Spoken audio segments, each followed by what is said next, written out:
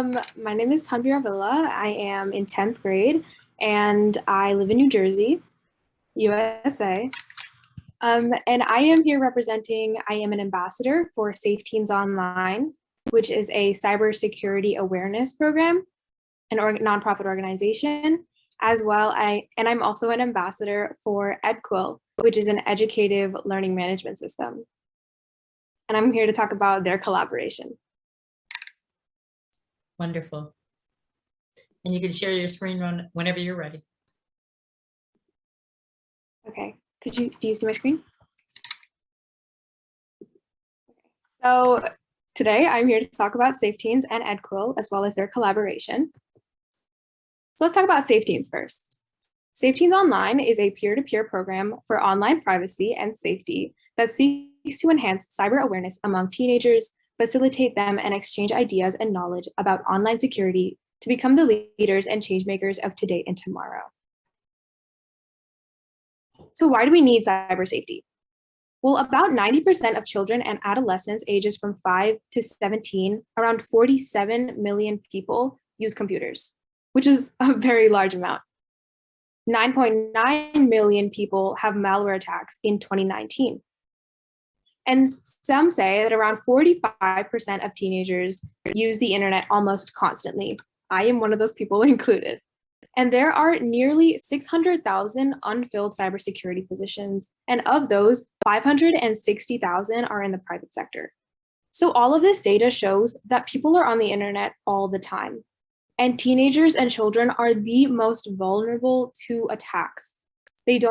Most of them don't know how to react properly. And given that we are on so many different platforms like social media, the different types of social media, as well as using the internet for school and for fun, as well as video games, we are so vulnerable to these kind of attacks and hacks.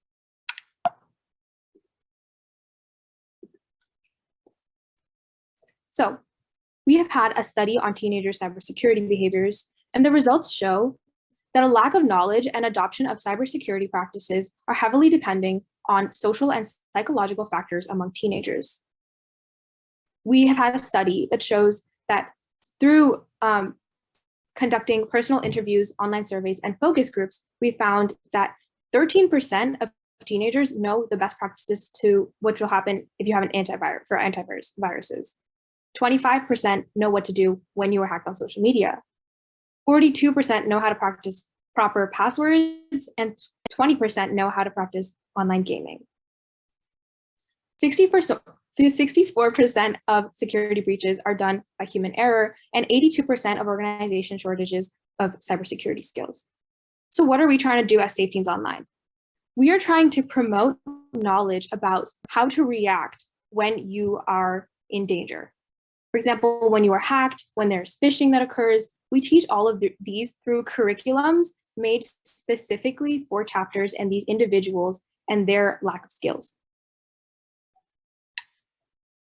Safeteens collaborators include the Palo Alto Networks, Carnegie Mellon University, and the curriculums we worked to make the curriculums with the US Department of Homeland Security. So how does Safeteens work at school? The first thing we do is surveys. So Safeteens works with schools to create an in-depth survey on online security at their school. Next, we analyze. Safeteens provides the school with specific insights and lesson plans based on the survey's responses. Step 3 is to educate. The schools will start lessons given by Safeteens Online with their customized curriculum based off the survey. And this curriculum has worked with, as I said before, the United States Department of Homeland Security. Our fourth step is to evaluate, and once the program is over, the school will present awards to the top performing teams and conduct a post-survey to measure the efficiency of the program. This is kind of what the Safeteens survey looks like. So on the left side, you can see this is what the survey looks like, and on the right side, you can see the responses. Now let's go back to step 3. Step 3 was to educate, and where the schools will start lessons given by the Safeteens Online and their customized curriculum. And this is where our second application comes in, our second organization. What's EdQuil? So an EdQuil is a state-of-the-art application which enables schools teachers and students a great learning experience. They use handwriting and cognitive skills, as well as automatic grading to make teachers have an easier life and work harder on teaching us students, except rather than doing their everyday work like grading and contacting teachers, and instead they can use their time for better things. Here I have a small video about EdQuil. Hi there! Are you looking to revolutionize your role as an educator? Hoping to simplify your students' learning experience? A new chapter begins right here at EdQuil. We are a learning management platform that offers educational digitization through a simplified and holistic application. You can now simply upload a PDF, create an answer map, or even create the test from scratch with over 25 plus question types to choose from. Your students can even answer using our unique handwriting feature, right from math to graphs. Teachers can now save time and become more efficient with our automatic grading feature. With no more printing, scanning, and uploading, we offer an eco-friendly teaching and learning experience for all. Request a demo today at EdQuil, simplifying education for all. Okay, let's move on. So, why EdQuil? Well, educators spend around 30 and 40% of their time on mundane tasks. And when I mean this, I mean preparing lesson plans, grading, and communicating with parents, which could be done so much faster with EdQuil. Secondly, an ecosystem impact is that the environment damage of overconsumption, over paper consumption and production has led to a global number of trees dropping by roughly 46%. And with the development of technology, students have been typing more than writing. This leads to a great loss of cognitive abilities and motor skills. So this is where EdQuil comes in. EdQuil's mission is to protect trees and save educators time and money. So as you see here, EdQuil provides an all-in-one tool and technology platform with a central repository of content, which can be assigned to classes and easily monitored by administrators. Secondly, EdQuil eliminates the use of paper while completely functioning on technology, which reduces deforestation and the cutting down of trees to produce pencils, paper, and plastic for pens. And number 3, EdQuil has built-in handwriting features to capture students' own penmanship and their work for math and for English, which helps in the development of their cognitive and motor skills. And we do this with the use of digital pencils and pens, like the Apple Pencil. So here is EdQuil's main page, and you can see there are 5 different logins for the admin, content creator, teacher, student, and corporation. So the way that we're combining Safeteens and EdQuil is by creating a Safeteens curriculum. So as you can see here, Safeteens is a corporate, and all of their content is saved here in this repository. So when a school signs up with Safeteens, they will be working on their lesson plans through EdQuil. Not only the content repository does it come like this, but we also have it in folders that you can see here. So when a school onboards, there are, as I said before, content repository access. There are easier class teacher student creations for content. You can assign content to a class. You can see students' work. Teachers will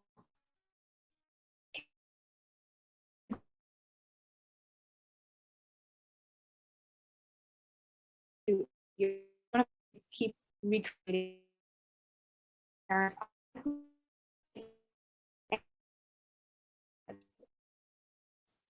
So when you're a teacher, grades, and you can also assign work here. And as a teacher, you can also monitor students and create, upload, and share content. So that's it for my presentation as we conclude. Thank you so much for listening, as well as giving me the opportunity to speak. Here are the contact informations for Safeteens, EdQuil, and myself. As I said before, Safeteens' whole thing is motivating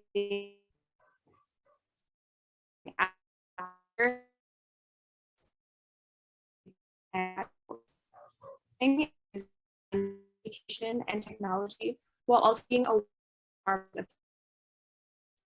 So thank you so much for me by when I use EdQuil and Safeteens to make my dreams a reality. Are there any questions? Tanvi, why don't you unshare your screen for just a second, because we're getting, at least I was having some issues at the end with you freezing a little bit. And I just want to make sure that we can hear you. I do have a question for you. You were talking about the first thing you guys do when you get to different schools is that you survey the students, and I'm assuming you survey probably the educators as well. Mhm. Do you? I just wonder how different do you see those results come out from the different areas or the regions you're in? I mean, are they pretty similar, or they all have some similarities, but there's something typically different? I'm just curious as to how things would differ, since it seems like there's only, a few different social medias out there. So what are your thoughts on that? So the things that we've seen are actually pretty reoccurring. The amount of people using social media and the different types of internet are very, very high. There's a lot of people. But at the same time, there are a lot of students who don't know proper ways to use certain types of social media. And we also have the,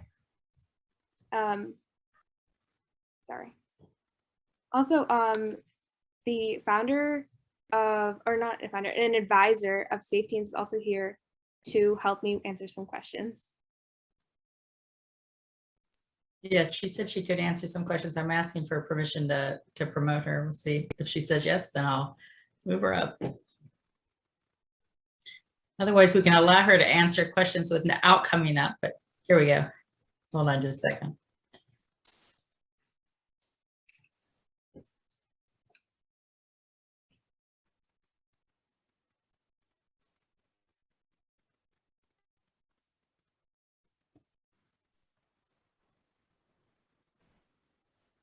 Hello. Hello, can you hear? Hi. Yeah, we can't see you, but we can hear you. I think, let me try to. Oops.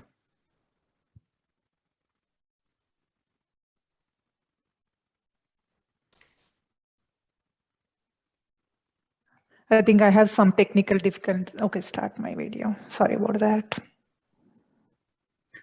Yeah, I still think you have technical difficulties. It's like your camera might not be working. It's okay. I'm sure you can communicate with us. Okay, There you go. can see me now.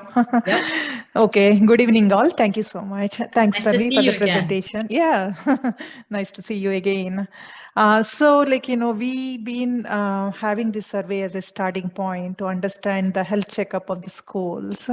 As Tanvi mentioned, also our market research suggests we have some of the common things like the password protection and all that. They are teenagers, they're pretty well aware. I don't know how many of them are following, at least they have the knowledge that they need to change passwords and they understand a little bit on the two-factor. But when it comes to the VPN or antivirus or any of the online gaming and all that, they all feel that I'm safe, I'm pretty secure, only it can happen to the next student, not me, kind of attitude. So that reflects on the survey results as well.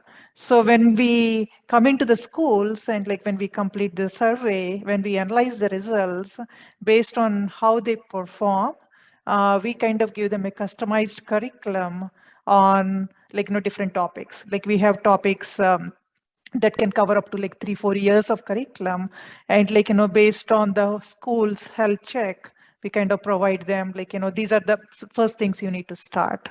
So it's like a club or school run programs, and what we do is the students, whoever join the club, they have the curriculum to do once in a week or twice in a week, and they have projects and online hands-on research and presentations they do on a monthly basis. So they pick a topic for a month and they go in depth about that particular topic. For example, they take cyberbullying, that's pretty well-known topic, even with the health programs as well.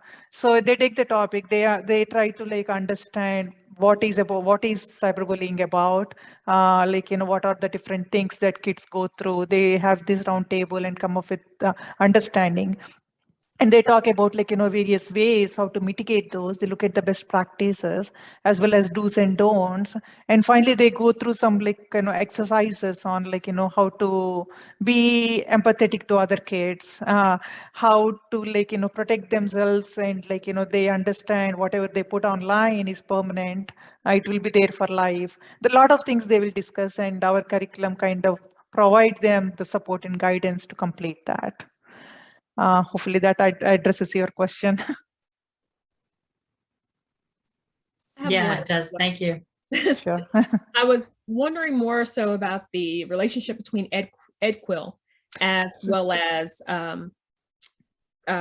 your online entity. So Right. I know it's Safeteens.org, but is EdQuill, are you hosting it and it's complimentary through them, or is it something that you have schools pay for the subscription? How do you all do that? So far, we have presence in 5 countries, in US, as well as India and Africa and some other countries around the world.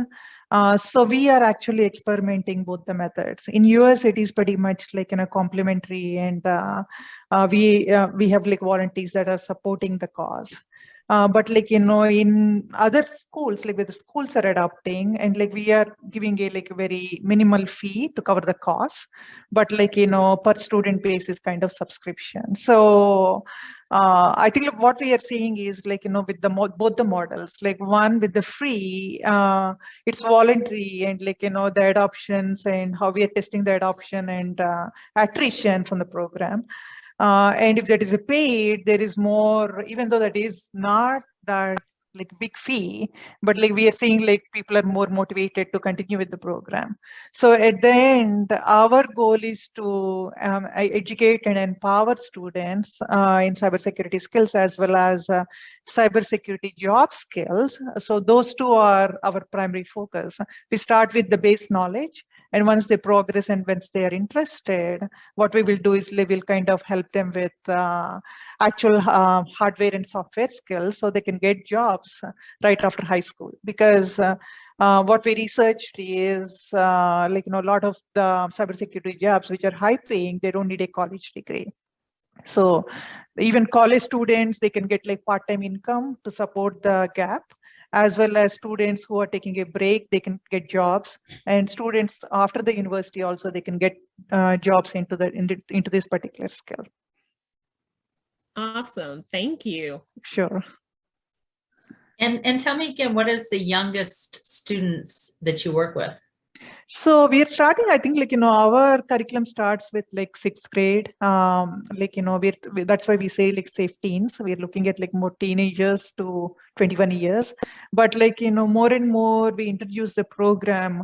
Some of the colleges, they are interested. So we haven't inducted any of the colleges yet, but the way our curriculum works is as Tanvi mentioned, we have all the curriculum designed by cohorts, right? From 6th to 8th grade, from 9th to 12th, and like that. So we are looking at more kind of school-based as well as out of school-based too. If the students, they want to join, how can we support that? Outside clubs or outside agencies, NGOs, they can do that. Particularly in Africa and some countries, what we are seeing is they have NGOs that are supporting various student groups. What they are looking for is they don't have a specific school, but students are multiple schools. They want to join the program and run the program. So we are looking at how the portal can support us to, I think induct more and more students and teenagers. And we want to reach, we have very small ambition that reach these 1.2 billion kids, right? So, so we have to do everything, whatever we can do in our reach to expand our mission. You certainly have a big job ahead of you. And it's not a problem that's going to go away and put you out of business. Exactly. If you look at it, right, we're talking about metaverse and all kinds of advanced technologies, but we don't know how to do the building blocks. We don't know, like, how network works, how VPN works, like, how wireless works, how, like, we're getting the charge for the computers, and how much, what is the begin to end? Like, we don't know the footprint. Like, and like, all this data we are churning, how many data centers and how much of environmental impact it is impacting. So we want to educate and make students aware from the very young age so that they can be the advocates for the future. And they already are, they are taking this challenge very seriously. We are very happy for that. But like, through your program, really appreciate your support to us. Want to reach a wider audience. Really, really appreciate your effort for us. Yeah.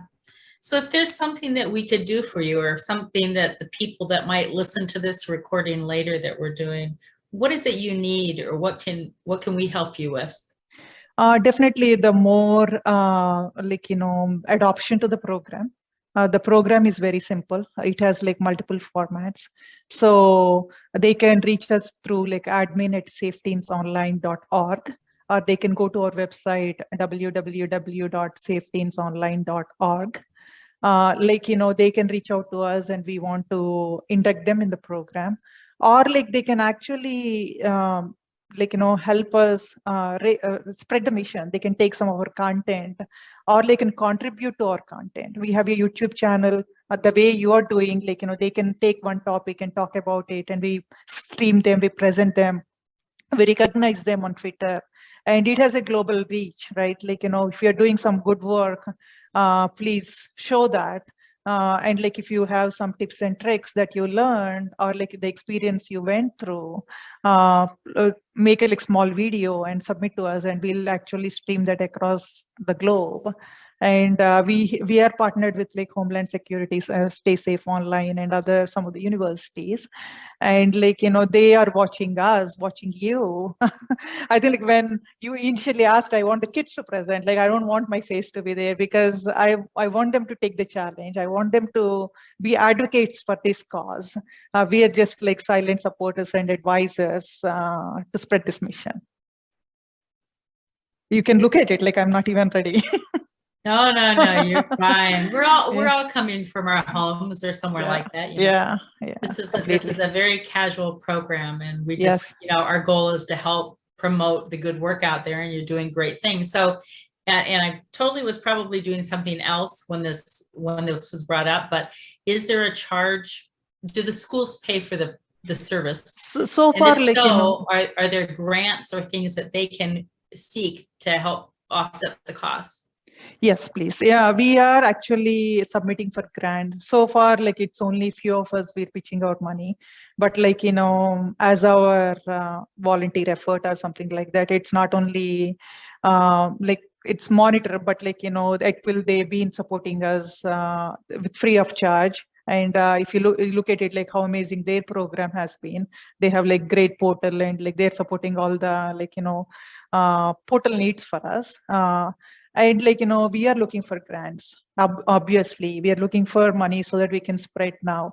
Now at this point, we are talking to like 5 other countries and a lot of public school system where we can induct like tens and thousands of schools, like 50,000-60,000 schools into the program. And like, we definitely need support in that case. So 2 things, like 3 things I would say. One is we want every kid and every school to join the program. It has some good programming. It actually gives like begin to end support rather than a snippet of like best practices here and like somebody talking for 5 minutes and not catering to the kids' needs. It has a comprehensive end-to-end packaging. And we do have a support structure to help, like for the portal side, to help the schools to induct the program. So far, we've been offering that for free, but we are actually working with like some schools where they actually want to pay, like, so we welcome that as well. So we don't want to like go back to the other schools where we are offering for free and say, no, you have to pay. No, because we already said like it's going to be for free for them. But like in the future, if schools, they have budgets and they want to like, support the cause to spread the mission, we want to take it. As well as any grants or any little support you can do, please help us. And I've got one more quick question with that said. Sure, please. So what about some of parents that want to do this with their kids, or small groups, co-ops, clubs, 4-H, Girl Scouts, any of these other smaller groups and organizations? How would they be able to get a hold of the curriculum? Okay, so the other thing, like when you're looking at that, like small formats, as I mentioned, like, we are partnering with NGOs, where they have like kids from schools, part of like that and all. So we are looking at like, how to roll the program to those kinds of organizations. That way, they can onboard and they can take advantage of the process. So the other thing, what we are doing is we're actively partnering with several NGOs across the world. Same thing like the innovation world and like, same thing like that. But like, we are very happy that like in the last 1 month, we had reached out to, or like, several of the organizations reached to us, which have like a very huge reach in those countries. They want to be the part of the program. So we are shifting some gates on not only school, but how can they do that outside? So it will be coming soon in maybe a few weeks. Who knows, right? Yes, I would love to spread the word and say, hey, parents, go get this. Thank you, ma'am. Thank you. I think we'll definitely connect offline to talk more through Jake and Julie, so we can take it further. Yeah, and sorry, I just wanted to say something that EdCool is also working on a homeschool market right now, but they do work for all different types, like chapters, schools, and administrators, as well as parents. Thank you. Wonderful presentation. Thank you both. Tanvi, you Thank you did so a really, much. really good job. Thank you so much. Thank you, Come back Tanvi. and give us an update in the future. Let us know how it's going. We do this event quarterly, and you're always welcome to come back and talk about new initiatives, talk about where you are, talk about what you need help from other people for.